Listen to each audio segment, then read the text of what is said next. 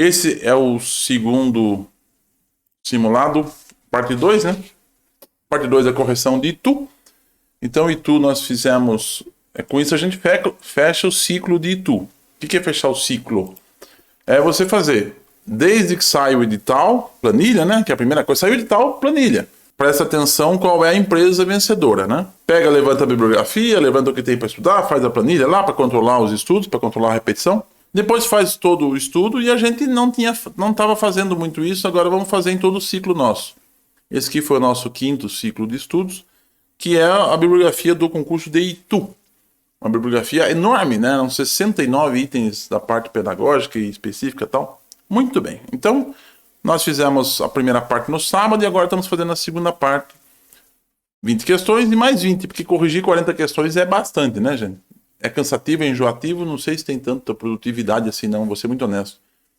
Né? Para mim, os estudos de 1 hora, 1 hora e meia são os bons. Passou um pouco disso, começa a ficar arrastado, né? A gente viu sábado que nós fizemos um estudo de exatamente 1 hora e meia, porque eu fiquei meia hora falando, e 1 hora e meia é um estudo interessante, tá bom? Então eu acho que essa é a ideia aqui básica, fechar o ciclo de Itu, e a gente depois abre o ciclo de Piracicaba com o vídeo do estudo do edital.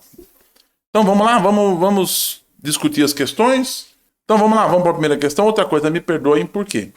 Ninguém me mandou a prova escrita, né? Não conseguiram, porque não disponibilizou e tal. E aí me mandaram as fotos, e das fotos para virar 40 questões eu tive que falar para o computador. Então, ó, já vi aqui que tem besteira aqui, ó, já tem questão errada ali, né? Então muitas questões estão com alguma digitaçãozinha errada, mas isso pouco importa, porque o que importa é a gente estudar, né?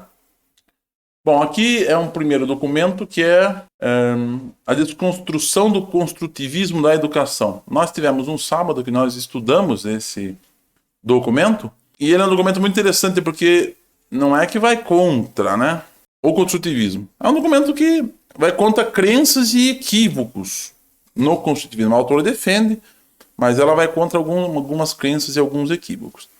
Então vamos lá. Primeira questão desse tipo de caixa de combinação que a SH Dias faz. Então quem vai fazer concurso nesse final de semana, né? Mas tomar cuidado, porque primeiro, quando tem caixa de combinação assim, você dá uma olhadinha na vertical para ver se tem alternativas que estão em todas para você não precisar ler. Não é o caso aqui.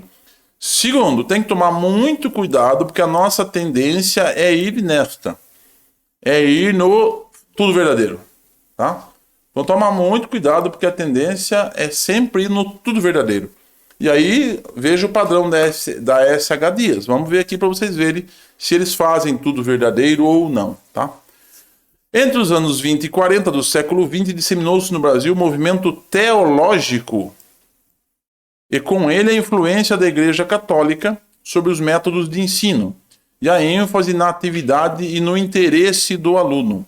Em todas, uma pessoa foi aqui e 2 pessoas foram aqui. E a resposta correta é a primeira, onde ninguém foi, que a primeira está errada. Não foi movimento teológico. O que foi, meu Deus? Movimento Escola Novista. Escola Novista. Tá? Então, entre os 20, aqui é um pedaço do livro, então vamos lá. Aqui, nesse pedaço da desconstrução do construtivismo, ela estava falando sobre as tendências pedagógicas, ok? E que tendência pedagógica foi entre os anos 20 ou 40? Para lembrar que o Paulo Freire estava nessa história aqui, mas o Paulo Freire lá nos anos 50, 60, né? Na verdade, mais 60 do que 50. Então, anos 20 e anos 40, teve aqui na história da educação um negócio lá em 1932, que é o movimento dos pioneiros da educação nova, tá? Manifesto do pioneiro da educação dos pioneiros da educação nova, que é uma parte clássica da história da educação, tá? Nesse anos 20 e 40. Lembra que o Piaget fez a sua primeira produção em 1923. O Piaget fez a sua obra, uma obra muito legal, em 1929. Então o Piaget estava em plena produção aqui de 20 a 40, tá? Que é o movimento Escola Novista. Então aqui 2 considerações. Primeira delas, esse documento da Chacur, né, que é um texto gratuito, comecinho do texto, né, aquela história que eu tenho que repetir sempre. Eu não tenho tempo para estudar tudo isso. O que eu faço? Eu estudo um pouco de cada. Você olha para esse tipo de coisa aqui, ó.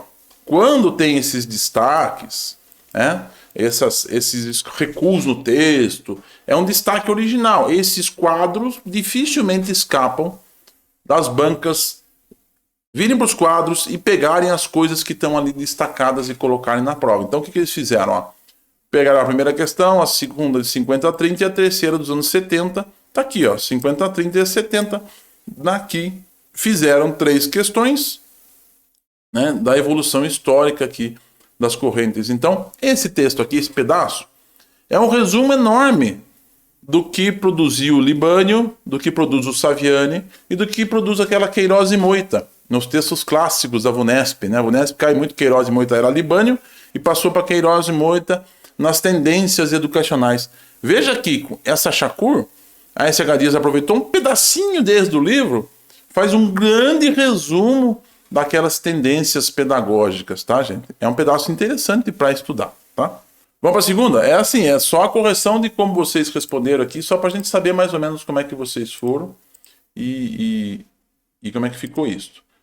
A segunda questão é uma questão formação de professores, limites contemporâneos e alternativas necessárias. O pesquisador suíço Jean Piaget, aqui dá, né? Lembrar que ele não era francês, ele era suíço, dedicou o problema do conhecimento, como é que o ser humano chega a ele, como se passa, a sua teoria de ensinar, está tudo certo. A formação típica do cientista Piaget levou a procurar um suporte experimental, ele era biólogo, né, para suas especulações filosóficas, né, com base biológica, ele era biólogo, não era psicólogo, né, então isso ajuda um pouquinho às vezes. Piaget era biólogo, e aquilo que ele fazia nas plantas, lembra fases da planta? Não tem fases da planta? Então, fases da planta ele veio lá com fases da evolução, o operatório veio da biologia, eu sempre explico isso quando a gente vai discutir Piaget, né? Tá tudo certo. Piaget teve forte inspiração no modelo biológico de trocas entre organismos e o ambiente, e vai indo, gente. E quando é uma alternativa, aqui é outra dica, né? Quando aquela caixa de combinação não tem nada, porque a S.H. Dias não dá bobeira, aqui é outra dica. Olha o que a S.H. Dias fez, para quem vai fazer prova da S.H. Dias. Vem falando muito e você cochila, né? Essa já era a questão 22 da prova. Observação na forma, e a pessoa fala, tá tudo certo isso aqui. Ela desiste. Tem que ler até a última palavra. Tá? Eu acho que essa é uma boa questão para tentar isso. Tem que você prestar atenção até o último segundo. Tá cansado, tá com o saco cheio, espreguiça, toma água, para um pouquinho, né? Vou no banheiro, faz alguma coisa, mas não pode fazer meia boca. Por quê? Olha a palavra. A sua estrutura levou o Piaget a conceber um modelo para o desenvolvimento behaviorista. Não, behaviorista não. O Piaget é um modelo construtivista. Então, de novo, a S.H. Dias não foi em todo mundo correto, tá? S.H. Dias, aqui, esse behaviorismo aqui, tá errado. De onde eles tiraram, lá na frente, já nesse documento, né? Pesquisador suíço Jean Piaget, baseando-se na biologia, tá? A formação típica de cientista leva a procurar o suporte experimental, mas sempre de base biológica, as fases da planta, as fases da criança. E aí vai. Então o modelo dele é fortemente biológico, né, de fases, tá? E aqui eu não conhecia isso. Fruto dos estudos sobre moluscos. Olha que doido, né? Tem que... Veja, a palavra molusco...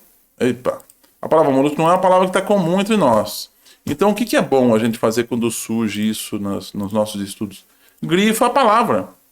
Porque se a primeira vez que eu tivesse grifado molusco, escrito molusco do lado, desenhado lá um polvo, alguma coisa, ai que polvo horroroso, para tentar desenhar isso, nunca mais eu ia esquecer dessa palavra. E, consequentemente, eu iria lembrar um dia que fosse fazer esse tipo de prova, tá? Então é importante. Apareceu palavras estranhas, diferentes, como essa aqui, dá uma notada do lado, porque isso às vezes vai ajudar muito, né? Essa questão não precisou muito. E aqui tá o pedaço que estava errado. Piaget conceber o modelo para o desenvolvimento cognitivo, né? Não é movimento behaviorista de jeito nenhum, tá? Só para lembrar, behaviorista era o Skinner lá, né? Na última correção. Vamos lá para a terceira já. O início do século XX e tal, deixa eu ver como é que vocês foram. É sempre a correção rápida para ser assim, senão não dá tempo, né? Ah, todo mundo acertou. Tá tranquilo, né? Movimento da Escola Nova. O movimento da Escola Nova surge nesse contexto, que é o início do século XX, que é lá as décadas de 20 e 30, tá? Lembrar, Movimento da escola nova, escola novismo. Bom, o movimento da escola nova, todo mundo aqui que fez acertou. Uma pessoa foi aqui, movimentou a escola técnica, não. Piaget, vamos lembrar, né? Que é o que se fala por aqui, Piaget era o movimento da escola nova no início do século. Na página 56, escola nova, construtivismo e pedagogia das competências. Você vê que é o outro debate que vocês têm que dominar bastante da pedagogia das competências, está lá no Renault, está lá na Terezinha Rios, está lá na BNCC. Ah, competências, novidade da BNCC. Não é novidade de coisa nenhuma. Está lá desde o início do século, gente. Está lá na escola nova, né? Muito bem, vamos para a próxima. Celso Rui Bezegel, no livro do Paulo Freire. Com a leitura de interpretadores como Celso Bezegel, às vezes a gente consegue... Nossa, como eu estou grande agora que eu vi. A gente consegue ter um entendimento melhor dele. O educador deve identificar logo a atuação dos educandos, está tudo certo, libertação de ambos, muito legal, certíssimo. O educador é que deve escolher o conteúdo programático, os educandos aos quais jamais se escuta. O que é isso? Deve acomodar-se a ele. Não, né? O educador e o educando deveriam ser os sujeitos do processo de ensino-aprendizagem, crescendo juntos e no qual os argumentos de autoridade não prevaleceriam. Por isso que ele é chamado círculo da cultura, tal. Porque, de novo, a SH Dias não foi em todas as corretas, né? Aqui estava tranquilo. E aqui, outra aprendizagem. Quando vocês olham, e aí a importância da experiência com simulados, com questões, né? Quando vocês olham de cara, Celso Rui Bezegel, não li esse cara, minha nossa, não é isso que a gente pensa? Não sei vocês, mas eu sempre quando faço concurso, a gente tem que lutar contra o cérebro, a parte direita do cérebro. 24ª questão, já está um pouco cansado, vá. Apareceu Celso Rui Bezegel, meu Deus, por que eu não estudei esse livro? Olha como eu sou xarope, olha, eu tive a chance de ler e não li, olha como eu sou preguiçoso. O cérebro começa a viajar, a falar besteira, e você já vai para as questões achando que não vai saber o que está acontecendo. Não tem nada a ver. Vá para a questão interpretando. Você sabe minimamente o que o Paulo Freire pensava, então dá para acertar a questão, minimamente com o Paulo Freire, tá? E aqui vem aquela coisa, na página 85 vem de novo. Aqui ele vai criticar a educação bancária. Que esse pedaço, Paulo Freire critica a educação bancária. Veja como está destacado, então legal ler, interpretar isso. O educador é quem escolhe o conteúdo, os educandos aos quais jamais se escuta se acomodam a ele. Eu nunca vou esquecer, né, de falar para vocês, quando surgem esses pedaços, por exemplo, vamos supor agora que alguém abre o microfone e quer falar alguma coisa. Professor, eu queria comentar isso aí, que eu acertei, tal. E aí a gente vai e corta a pessoa. Por quê? Porque o que é mais importante é o conteúdo. Para a educação bancária, o mais importante é o conteúdo. E aí o Paulo Freire pregava isso. Não pode ser desse jeito, né? E aqui é um pedaço que ele está criticando, mas ele está dando exemplo da educação bancária. E o pedaço que as duas alternativas que estão corretas são aquelas que estão aqui, que ele vai falar sobre educação problematizadora. E é até interessante, né? Porque a gente trabalha com questões e ele fala da educação problematizadora. Há mais de 50 anos ele sabia que colocar questões, fazer perguntas é mais importante do que dar respostas, né? Aí a diferença básica aí. Então ele usa duas frases aqui, o Bezegel traz duas frases do Paulo Freire, identificando-se desde logo com a atuação dos educandos, deveria orientar-se no sentido da libertação de ambos. Lembrar que para o Paulo Freire, professor nunca está acima do aluno. Os dois estão no mesmo nível. Lembrar sempre disso. Tanto é que não era aula, era círculo da cultura. Por que círculo da cultura? Porque está todo mundo conversando no mesmo nível, no mesmo patamar. Assim, ambos se transformariam em sujeitos do processo em que crescem juntos e no qual os argumentos da autoridade já não prevalecem. Vamos para a quinta. Documento conflito na escola, dicas para você refletir de como lidar. Ou seja, aqui cai na outra. É para passar no concurso de tu? Sim. Mas eu não vou fazer o concurso de tu. Tá, mas você vai trabalhar na educação? Acho que sim, né? Acho que você está aqui. Você está pensando se é que já não trabalham, né? Se é que já não ingressaram há pouco tempo, né? Para além de passar no concurso, tem muito aqui do meio dos estudos que é para você trabalhar. Eu recebi a seguinte situação. Teve uma denúncia de uma criança que o professor teria pego no ombro dela, um negócio assim. Aí eu falei, beleza, a gente vai ter que ir para a escola para poder verificar isso. A questão mas aí a gente vai explicar para o professor, para o diretor, quem quer que seja lá, quem foi aluna, foi de jeito nenhum. Né? Olha lá no ECA, artigos 15, 16, 17. Você tem que preservar a identidade. Como assim? Não podemos falar quem é que veio aqui reclamar. Mas como não? Não pode, tem que preservar a identidade da pessoa. Aí a pessoa fala, mas baseado em quê? Foi baseado no ECA. E de onde eu tirei isso, gente? Você acha que eu fico lendo o ECA para trabalhar? De jeito nenhum, aqui estudando. De tanto que aí, artigos 15, 16, 17, olha aí, gente, né? Direito ao respeito, o que é direito ao respeito? Respeito à identidade.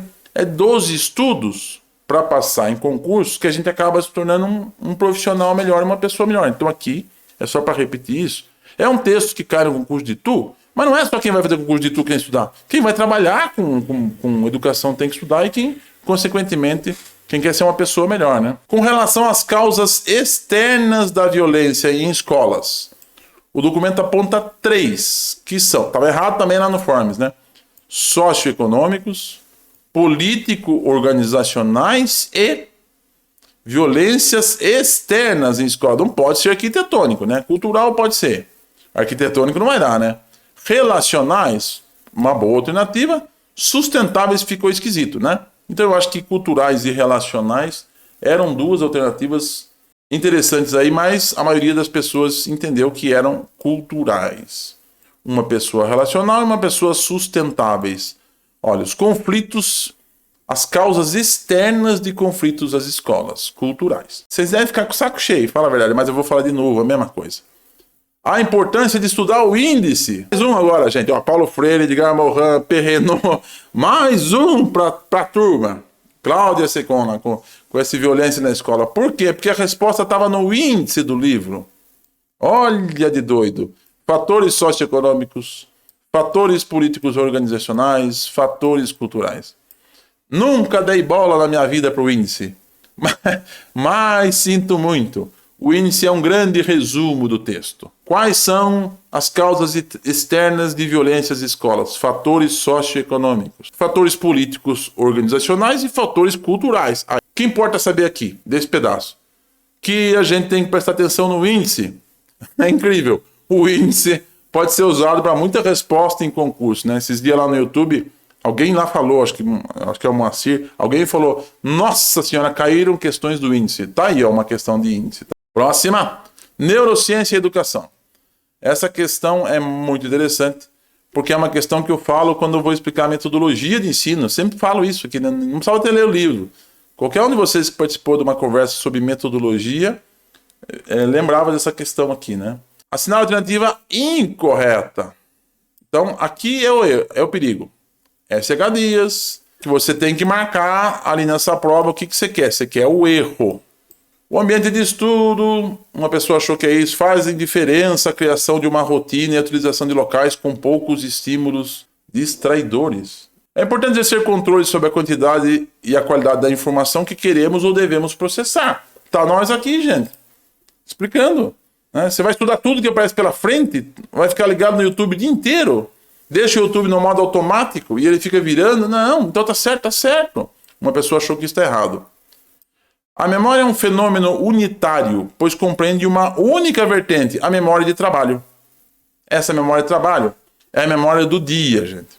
A gente não consegue ter só memória de curta. Quando você estuda e faz uma questão, memória de curta duração.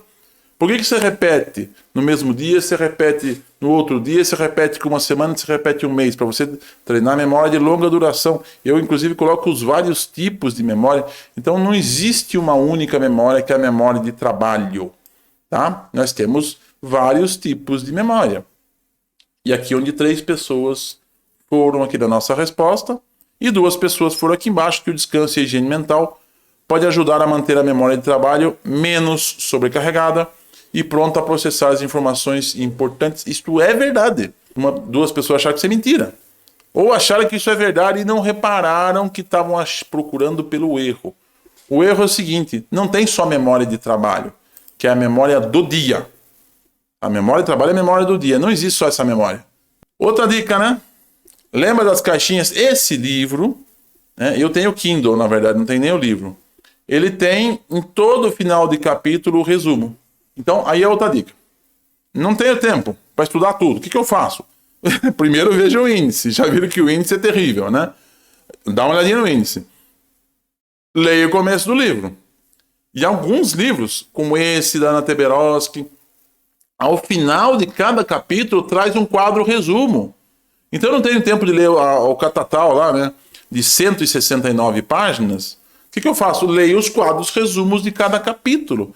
Isso já é suficiente e isso é suficiente. Ó, memória não é um fenômeno unitário. Tem a memória de trabalho, que está aqui, ou memória operacional, é uma memória transitória, online, onde são armazenadas e processadas informações necessárias ao desempenho de uma tarefa que requer consciência. A memória não é um fenômeno unitário, está lá no 1, pois compreende várias subdivisões que são processadas por sistemas neurais específicos.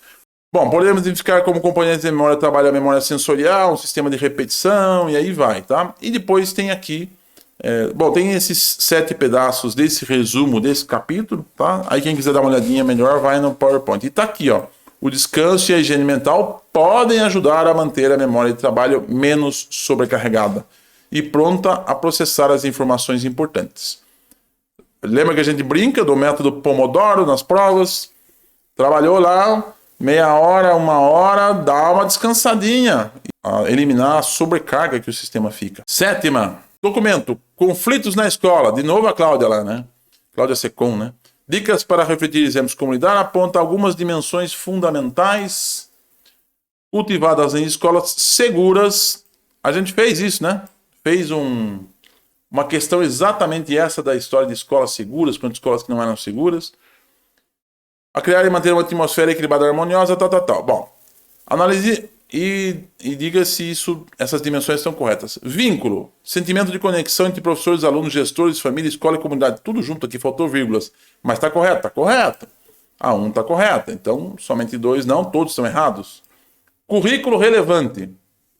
Será que isso é currículo relevante? O que tem a ver conteúdo de escola com violência, hein? Será que se os alunos estiverem empenhados nas escolas, para vocês hoje devem estar imaginando que o currículo desse estudo aqui é relevante, né? Vocês iriam fazer em disciplina se vocês estão tendo uma aula que é interessante? Não. Então o currículo relevante, projeto de vida no currículo, será que isso ajuda a diminuir a violência? Por certo que sim. Então a 1 e 2 estão corretas. E aí eu tenho que ir para 3, que é quem decide. A 2, na verdade, não decidiu muito, né? Participação na comunidade escolar com oportunidades de desenvolvimento profissional contínuo, interação / enredamento com o entorno. Será que isso é importante? Dá a impressão que é, né? E é mesmo. Então, SH Dias, vamos lá. Ela faz o todos corretos, mas não é padrão sempre, tá? É mais uma coisa para se pensar. É um livro, mas ele está disponível online, é PDF, tá? Ele tem uma coisa que é muito doida. O que é? Ele tem o resumo do livro, no livro. Vou mostrar para vocês, está aqui, não tirei. Vamos ver se vai dar para ler, se não vai dar. Aqui em cima está escrito assim, mapa do livro. É muito louco. Então, ele tem o resumo do livro, no livro. Olha que coisa interessante. E esse mapa do livro tem aqui o que é o capítulo 3, ó. Como cultivar uma escola segura e cidadã. Não é uma pergunta interessante? Eu trabalho na escola, ela tá tendo muita violência, né? Tá tendo muito problema nas escolas. Você fala assim, poxa vida, não é uma pergunta boa? Como cultivar uma escola segura e cidadã? Tá aqui. E ela fala, ó, nesse capítulo 3, vou falar sobre vínculo, sobre participação dos alunos, tal, competências e habilidades e currículo relevante. Tá aqui, ó. E oportunidades de aprendizagem e desenvolvimento profissional contido dos professores. De novo, não tenho tempo para estudar o livro da Cláudia. Cláudia Secom. Onde é que teria Constim? Cláudia Secom. Não tenho tempo de estudar o livro da Cláudia Secom. Mas aqui dentro do livro tem os resumos no final do capítulo. Vou ler isso. Tem um pedacinho do resumo do livro. Legal, vou ler isso. Tá? Para uma pergunta muito interessante. 8ª. De novo, Paulo Freire. No livro do Beis-Egiel. Concepções defendidas por Paulo Freire. Ele defende a escola tradicional? Ah, ficou sopa, né? Não. Ele defende a escola. Olha o termo, esse termo é legal, estava até errado lá, né? Assistencialização. Ele defende a escola tradicional, transferência de conhecimento. Gente, se estudou uma página do Paulo Freire, sacou que isso aqui está errado, né? Então não pode ser a 1, não pode ser a 1, 2, 3, ou tá tudo errado, ou a 2 e 3 estão corretas. O que significa que aqui eu preciso saber só se uma delas está correta. Se uma das duas estiver correta, se todos estão errados, é porque as duas estão erradas. Ou as duas estão erradas, ou as duas estão certas. Então ajudou, né? Diálogo, reflexão crítica, participação. Demorou, tá certo. Então já não tem mais o que fazer, tá tudo certo. Também de uma boa facilidade. Isso tá aqui na página 36 do livro, lá do Celso Bezergel. Ele falando da deliberação coletiva, democratização, diálogo, participação, reflexão crítica. E aqui tá uma palavra que a gente precisa marcar. Faria diferença, né? Ó. Tal posição consolida durante boa parte da permanência no SESI, por isso mesmo originalmente exprimia recusa às orientações assistencializadoras, em geral praticadas nesse tipo de instituição.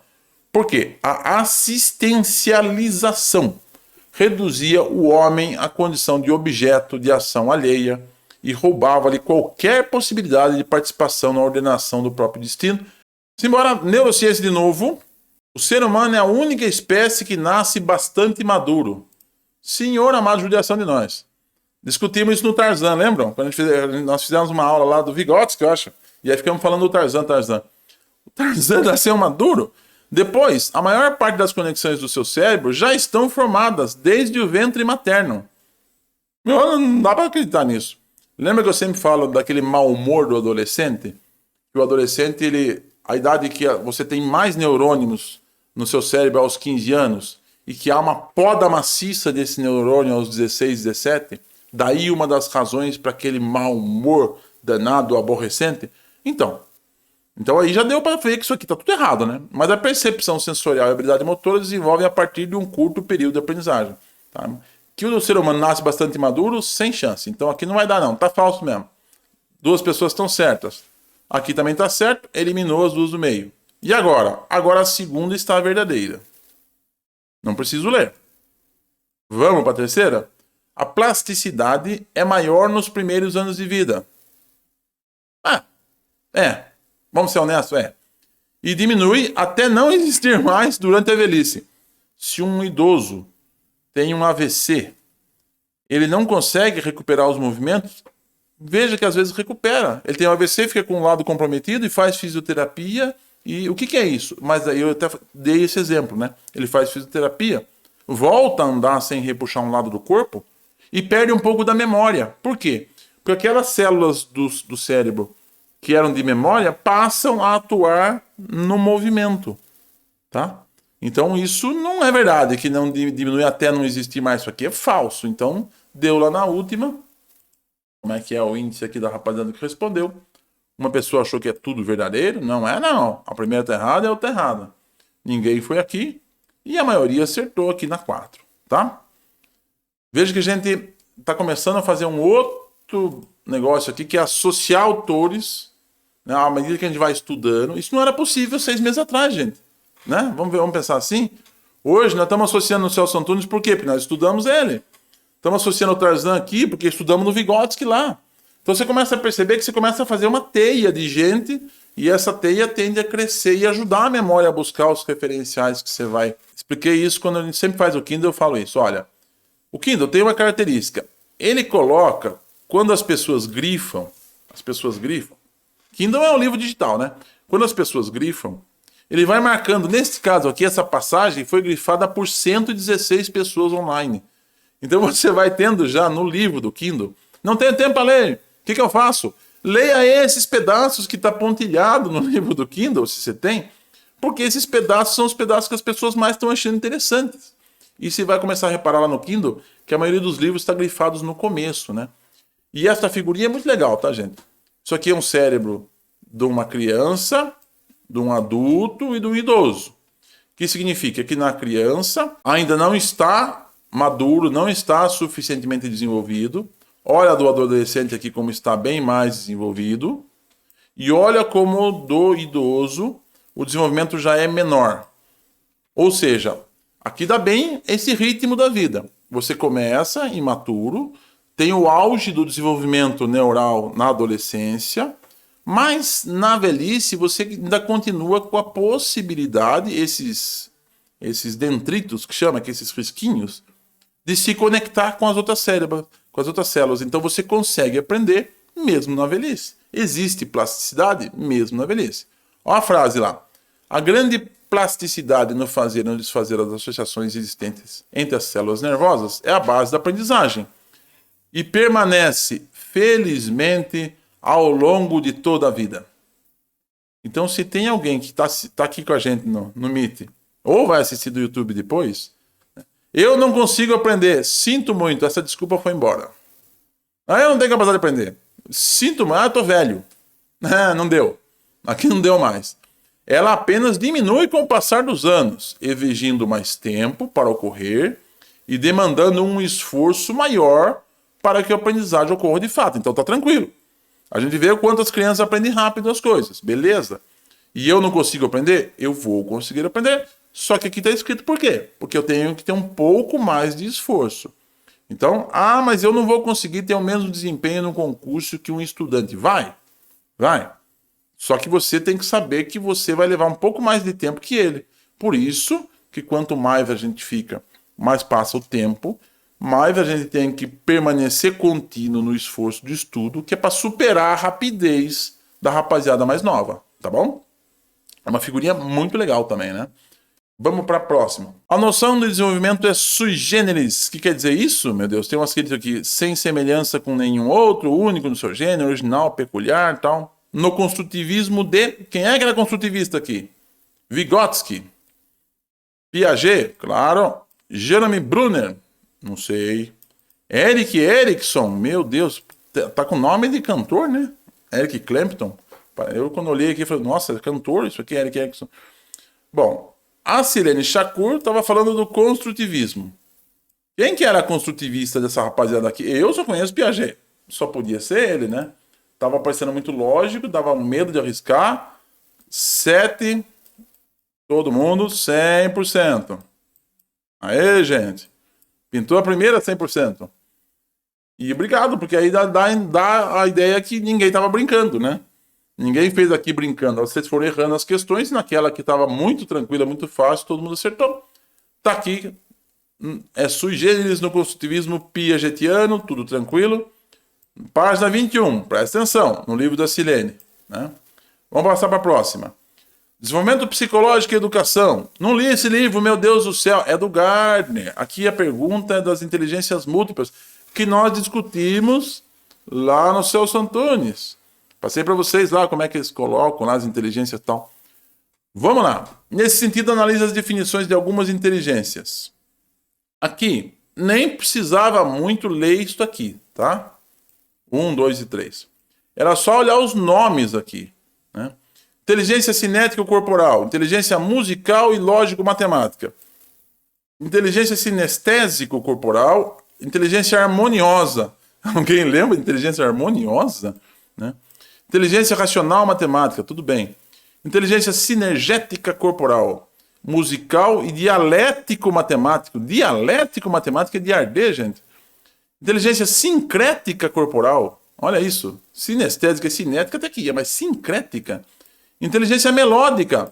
Veja, o simples fato, de novo, de eu ler o índice, de eu saber o nome delas, já é suficiente. Lembra que quando eu fiz a aula do Celso Antunes, eu falei, gente, copia as 8 inteligências múltiplas, que lembra, eram 7, quando o Gardner produziu, depois ele foi para 8, e o Celso Antunes lá foi para 9. Copia as inteligências e explica o que é na frente, que é suficiente. Quem fez isso conseguiu sair dessa, né? Aqui está um dos muitos. Aliás, essa figura que eu usei no dia do Celso Antunes, né? Foi essa mesma figura. Então, só por aqui, só olhando o nome, lógico, matemática, corporal, sinestésica e o que era a outra lá? Musical. Tá aqui. Foi suficiente para lembrar. Então, essas inteligências múltiplas, está no livro do César Coll, está no livro do Celso Antunes, eram 2 livros que tinham as mesmas questões aqui, os mesmos conceitos, tá, gente? Bora para a próxima. Proletramento e alfabetização em linguagem. Aqui é a nossa briga, eterna briga da alfabetização e do letramento. Eita, nós. Tem que dominar esse conteúdo, né, gente? Porque não é um ou dois concursos que caem em tudo, caem em Paulínia, caem em tudo. 2 pessoas acharam que está certo aqui. Ação alternativa correta. Os termos alfabetização e letramento são usados com unanimidade pelos estudiosos da educação como sinônimos.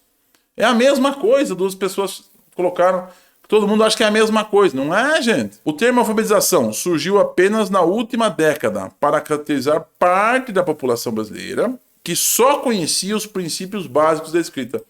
Eu não chutaria nessa, ninguém foi, porque faz tempo que existe, né?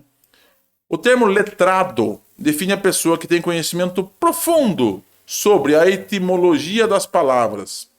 4 pessoas foram aqui. E o termo alfabetização é comumente utilizado em seu sentido restrito para designar a aprendizagem inicial da leitura e da escrita, da natureza e do funcionamento do sistema da escrita. Só uma pessoa achou que estava certo e isso está correto mesmo. Então as 4 pessoas aqui foram no erro. Vamos ver onde está escrito isso. De novo, as mesmas coisas. Eu vou matar a cabeça de vocês, tanto falar isso hoje, né? Tem gente que está dormindo já.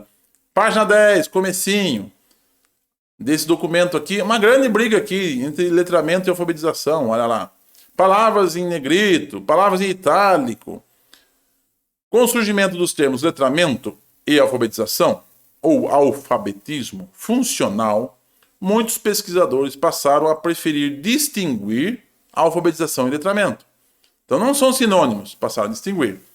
Passaram a utilizar o termo alfabetização em seu sentido restrito para designar a aprendizagem inicial da leitura e da escrita, da natureza e do funcionamento do sistema da escrita. Passaram correspondentemente a reservar os termos letramento ou, em alguns casos, alfabetismo funcional, para designar os usos de competências de uso da língua escrita. Outros pesquisadores tendem a preferir utilizar apenas o termo alfabetização, para significar tanto o domínio da escrita quanto os usos da língua social. E aí vai. Ah, mas eu fiz concurso de ITU, mas eu acertei essa questão. Mas eu voltei aqui hoje para, de novo, entrar nesse mundo e lembrar destas coisas. Porque, veja, ó, caiu da VUNESP. Teve uma pergunta de Paulinha da FGV, aquele concurso lá, e agora teve concurso de ITU. Tema clássico, tem que dominar isto. O que é alfabetização, o que é letramento, como é que foi isso ao longo da história, tá? E nesse texto, desse documento do MEC, Pro Letramento e Alfabetização, texto gratuito, tá? Tem essa disputa aí. Vamos para mais uma? Capacidade de alfabetização. Assinar a alternativa incorreta. Como é que vocês foram no... Ah, não, isso eu já falei, né? Incorreta. Uma pessoa achou que aqui, a escola precisa compreender outras instituições, tal. Ninguém achou que foi a segunda. E 4 pessoas acharam que é aqui.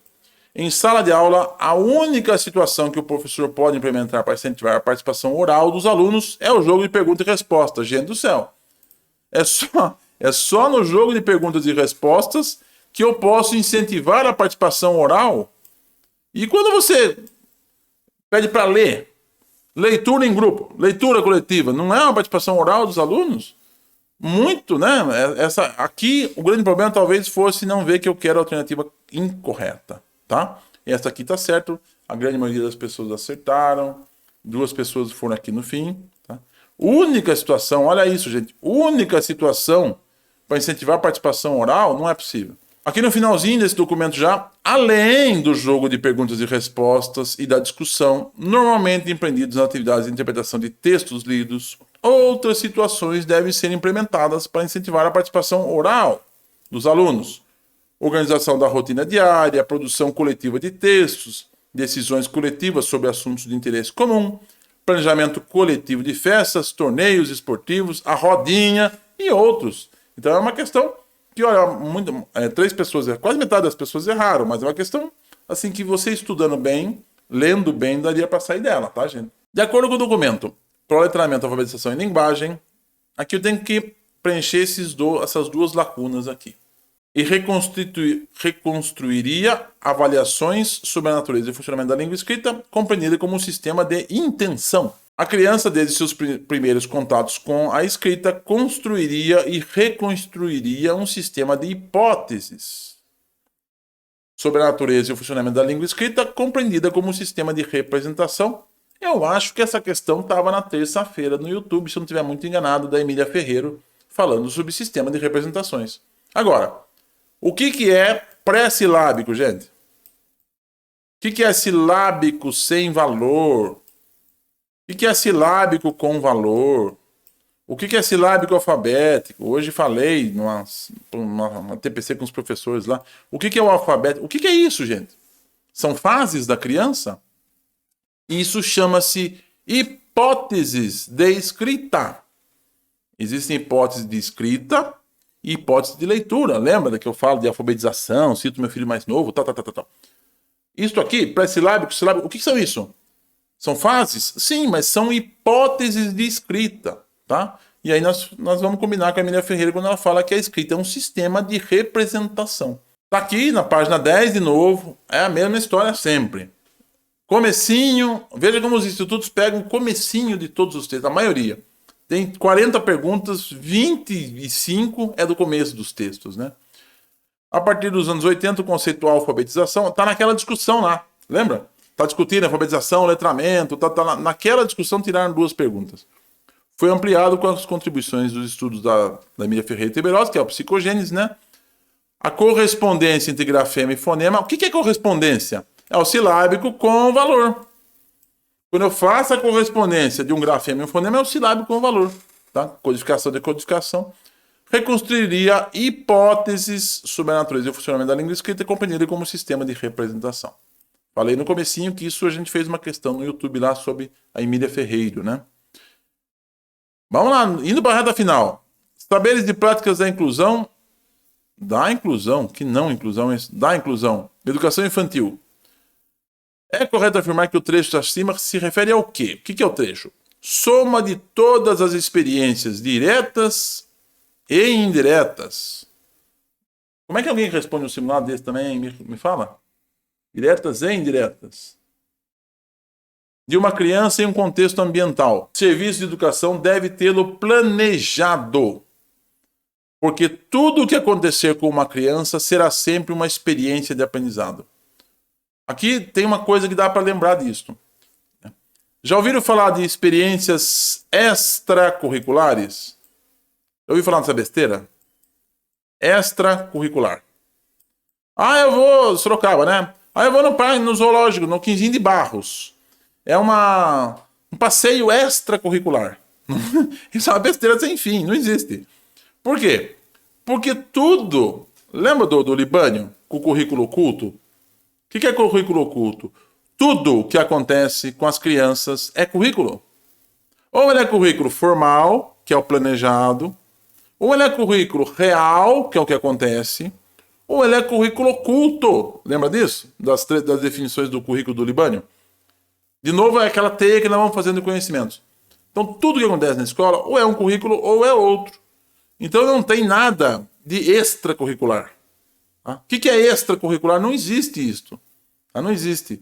Extracurricular é o que está além do planejado, digamos assim. Eles pensam assim, currículo formal. Eu planejei ensinar a língua portuguesa. Aí, de repente, pintou um passeio para o Parque Estadual Chico Mendes. Isso é um passeio extracurricular. O que é uma grande bobagem, não tem nada a ver. Você vai estudar lá o quê? Você vai estudar planta, vai estudar comportamento, você vai estudar atitudes, enfim. Então, tudo isso aqui só pode ser o quê? Currículo.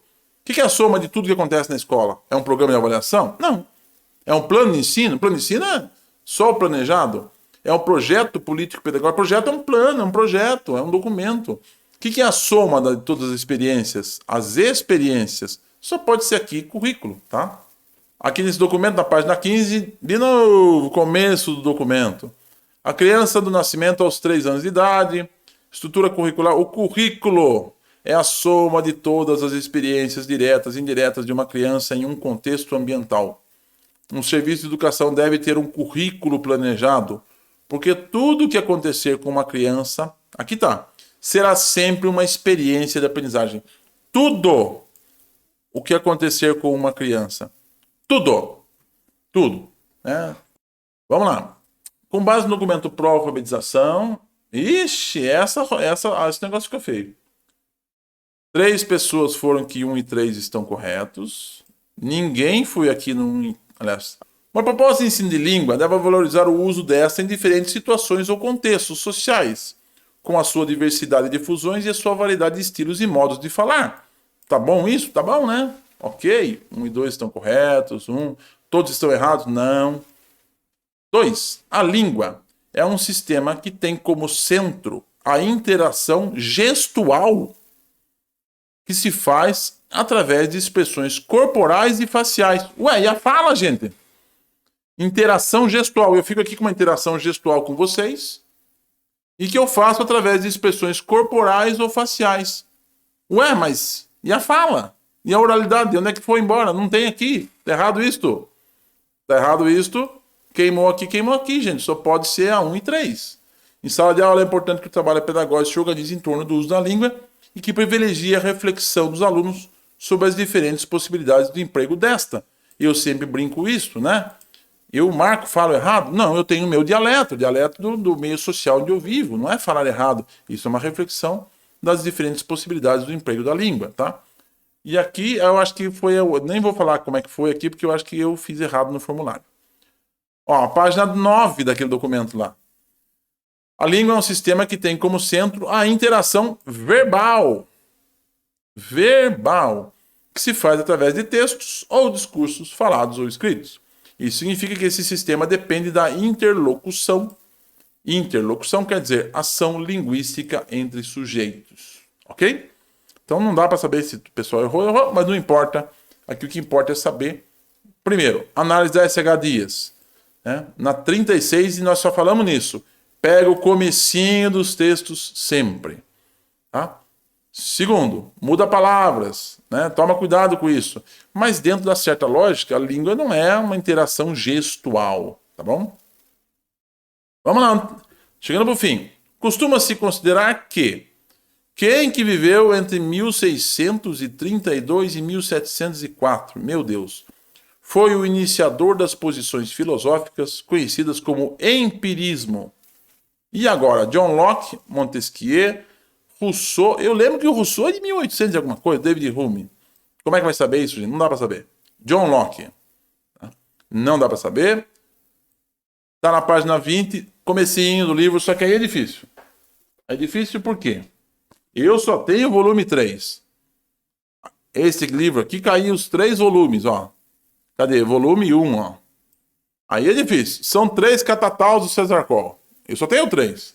Então imagina isso. Não dá para ler tudo isso, né? Mas é um bom aprendizagem. Quem é o iniciador das posições filosóficas conhecido como empirismo, que a gente tanto ouve falar, né? Práticas empíricas. John Locke. É para isso que serve essa questão aqui para nós, tá? De acordo com as ideias desse filósofo inglês, as crianças nascem sem conteúdos psicológicos nem espirituais, nem ideias inatas, nem tendência em nada a se portar de uma ou de outra maneira. Ao contrário, no momento do nascimento, a mente infantil é uma página em branco, uma tábula rasa. Vocês devem ter ouvido muito essa expressão, né? É uma tábula rasa. Serão as experiências que cada um tiver, a estimulação e a educação que receber, que irão preencher o psiquismo de conteúdo. Mais uma desse mesmo livro, do César Coll. Avalie os itens abaixo sobre Piaget. Acho que essa que estava errada, a alternativa 2 e 3. Para assinalar a alternativa correta. Então eu não vou levar em consideração o que vocês fizeram, porque eu acho que eu judiei lá. A obra de Piaget está centrada no desenvolvimento motor. Motor?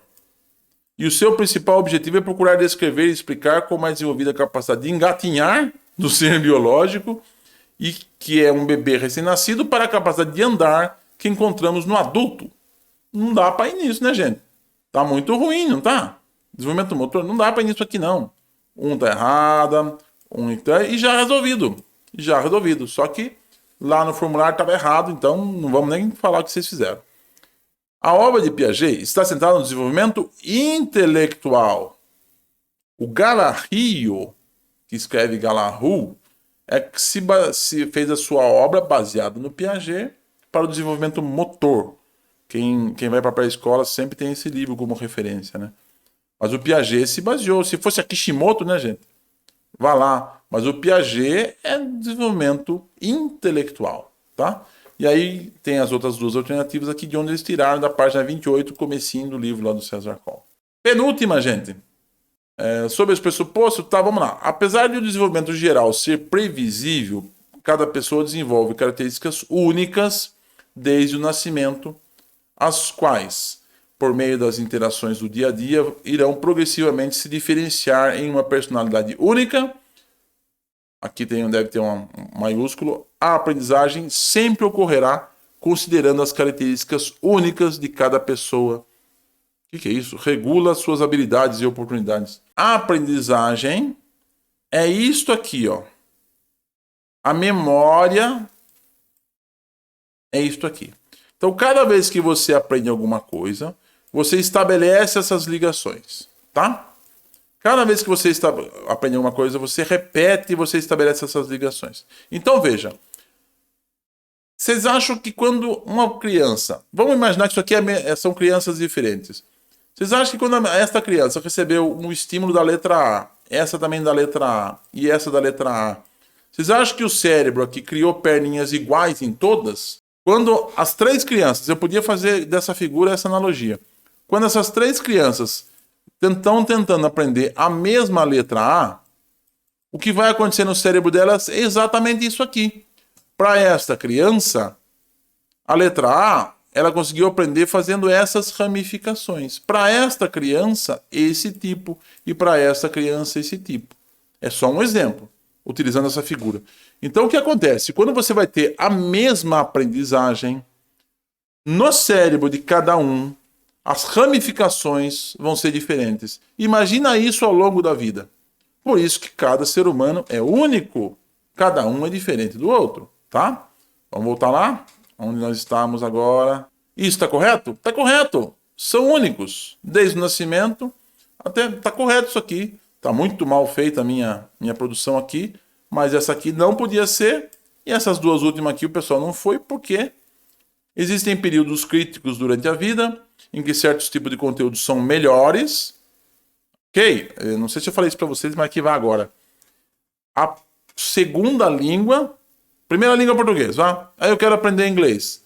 Ser aprendido até os 8, 9, 10 anos, a criança fica sem sotaque. Ou seja, a aprendizagem de uma segunda língua até os 10 anos. Por isso que agora virou festival das escolas de anos iniciais colocar o inglês junto, né? Inclusive o Estado. Por quê? Porque uma língua até os 10 anos... ela tem uma janela de oportunidades maior de ser aprendida quando o cérebro ainda está se organizando no campo das linguagens, tá? E por isso que 7 anos é uma época melhor para alfabetizar. Nós lemos numa pergunta atrás, está mais rápido, né? Isso é verdade. Existem períodos que são melhores ou mais eficientes aprendidos. E existem métodos que são mais apropriados em certos momentos. Correto. Vai ensinar uma criança de 5, 6 anos... vai alfabetizar ela com o método Paulo Freire. Vai ser difícil, né, gente? Perguntar para ela, pegar as palavras-chave, vai ser difícil. Vai pegar um adulto lá na EJA e alfabetizar eles com o construtivismo. Vai ser difícil também. Não é melhor usar o Paulo Freire lá? Então, veja, essa é a diferença. Qual é o método certo para determinado tipo de fase? Tá certo, tá tudo certo aqui, então isso é verdadeiro. Por isso que já descartou essa daqui. E a última, o ser humano envolve habilidades e capacidades em uma sequência previsível no decorrer da sua vida, à medida que a pessoa amadurece. Novas habilidades surgem. O ser humano desenvolve previsível. O que é previsível? Não tem as fases da Emília Ferreira, as fases do Piaget. Não tem fase para tudo. É meio previsível, não é? Quando vai acontecer a adolescência? Aos 50 anos de idade? Não é possível. Né? Não é possível. Vai acontecer ali no período de 10 a 20. Não é previsível. Quando vai estar o mau humor na casa de vocês? Quando os filhos estiverem ali dos 15 aos 20. Não é mais ou menos isso? Mais ou menos isso. Né? Quando vai começar a reclamar de dor? Não é mais ou menos lá perto dos 50 em diante? Não é previsível as coisas? É previsível, ok. À medida que a pessoa amadurece, novas habilidades surgem. Verdade também. Então tudo é verdade. Aqui a SH Dias foi no tudo verdadeiro, tá? Bom, tá aqui este livro do MEC, gratuito, Saberes e Práticas da Inclusão. Aquela mesma história de sempre, tá destacado. Começo. Olha a característica da SH Dias, gente. Começo do documento. E pegou os pontos em destaque. O ser humano desenvolve habilidades e capacidades em uma sequência previsível no decorrer da sua vida. Olha o outro destaque. Apesar do desenvolvimento geral previsível, cada pessoa desenvolve características únicas desde o nascimento. Boa noite, Jânia. E aqui, por último, existem períodos críticos durante a vida em que certos tipos de conteúdos são melhor ou mais eficientemente aprendidos. Eu dei esse exemplo da segunda língua, né? E existem métodos que são mais apropriados em certos momentos da sequência do desenvolvimento que outros. É o exemplo clássico. O construtivismo é melhor para crianças mais novas e o Paulo Freire é melhor para adultos, para alfabetização. Indiscutível isso, no meu ponto de vista. Portanto, o acesso à educação é um facilitador do processo de promoção. Tá aqui, tá? Sempre que tiver esses destaques aqui, dá uma lida, porque é importante. E essa H. Dias está mostrando que é o começo dos textos e pega os destaques, ok? A última, documento da Machado, acho, né? O Batista, capacidade de alfabetização. VOF, deixa eu ver como é que vocês foram. Uma pessoa foi aqui, dizendo que a primeira é falsa. Vamos ver se a primeira é falsa? A cultura escrita diz respeito a ações, valores, procedimentos e instrumentos que constituem um mundo letrado final compreensão da cultura escrita pelos alunos. Vem de um processo de integração do ambiente letrado, seja através da vivência numa sociedade que faz uso generalizado da escrita, seja através da apropriação de conhecimentos da cultura escrita especificamente trabalhados na escola. Cultura escrita. Pode vir tanto da casa lá quanto da escola. Tá boa, né, gente? Uma pessoa achou que não, mas não é, isso é verdadeiro. Então queimou aqui. Uma pessoa, aqui todo mundo achou que é verdadeiro, uma pessoa achou que a segunda é falsa. Está ativamente inserido na cultura escrita? Estar, né? Estar aqui, certo? Significa ter comportamentos letrados, atitudes e disposições frente ao mundo da escrita, como o gosto pela leitura. Saberes específicos relacionados à leitura e à escrita que possibilitam usufruir dos seus benefícios. Se tivesse escrito aqui, dava para sacar que é verdadeiro, né? Então aqui não dava também. Uma pessoa achou que a última é verdadeira. A compreensão do funcionamento da escrita e a inserção nas práticas do mundo letrado não inclui as capacidades de ler e escrever autonomamente. Minha nossa. Porque essas não são a meta central da alfabetização. Então, tudo bem, pode até não ser a meta central, mas no nosso dia a dia, né? Mas a inserção nas práticas do mundo letrado não inclui ler e escrever autonomamente? Não dá, gente. Muito falso isso, né? Muito falsa. Por isso que a maioria acertou, foi aqui na 4. De onde a S.H. Dias tirou isso? Daqui, página 29. A compreensão do funcionamento da escrita e a inserção nas práticas do mundo letrado incluem as capacidades de ler e escrever autonomamente, que são a meta central da alfabetização, mas não dependem exclusivamente dessas capacidades. Ler e escrever não é a meta central? Claro que é. Bem, pessoal, fiz uma correria, 1h20 para fazer 20 questões. Então hoje é diferente, né? No YouTube é 1 hora para 10 questões. No Meet a gente faz um bate-papo para 10 questões, às vezes 20. E hoje eu fiz um corridão para fazer as 20 questões, terminar esta correção de Itu, para fechar o nosso ciclo aqui.